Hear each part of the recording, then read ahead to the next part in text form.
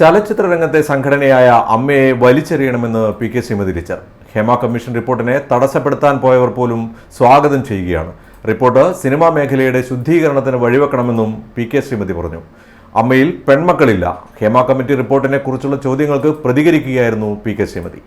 സ്ത്രീകൾക്ക് വേണ്ട പ്രാതിനിധ്യം നൽകാത്ത അമ്മയെ വലിച്ചെറിയുകയാണ് ആദ്യം വേണ്ടത്. കൂടുതൽ ചൂഷണം നേരിടേണ്ടി വരുന്ന ജൂനിയർ ആർട്ടിസ്റ്റുമാർ പൂർണ്ണമായും മൊഴി കൊടുത്തിട്ടില്ലെന്നും ശ്രീമതി ടീച്ചർ പറഞ്ഞു. അമ്മ ആർക്കു വേണ്ടിയാണ്? അമ്മ എന്ന പദം ഞാൻ അന്ന് തന്നെ അമ്മയുടെ ഭാരവാഹികളെ കുറിച്ച് എഴുതിയപ്പോൾ അമ്മയിൽ പെൺമക്കളില്ലാന്ന് ഞാൻ എഴുതിയിട്ടുണ്ട്. അമ്മ എന്ന പദം അതിൽ പെൺമക്കളില്ല. ഭാരവാഹികൾ ഒരാളെങ്കിലും ഒരു വൈസ് പ്രസിഡന്റ് എങ്കിലും ആക്കണ്ടേ? പിന്നെ ആരോ നോമിനേറ്റ് ചെയ്യുന്നൊക്കെ പറയുന്നത് കേട്ടു.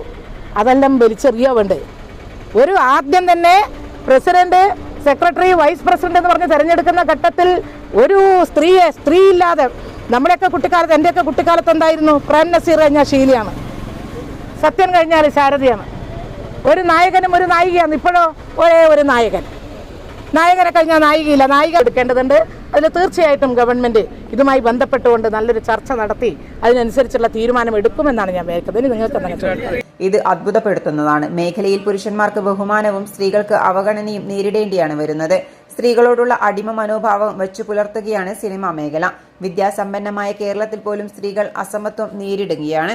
ഇത് വേതനത്തിന്റെ കാര്യത്തിൽ പോലും ഉണ്ടാവുന്നുണ്ടെന്നും ശ്രീമതി ടീച്ചർ കണ്ണൂരിൽ പറഞ്ഞു.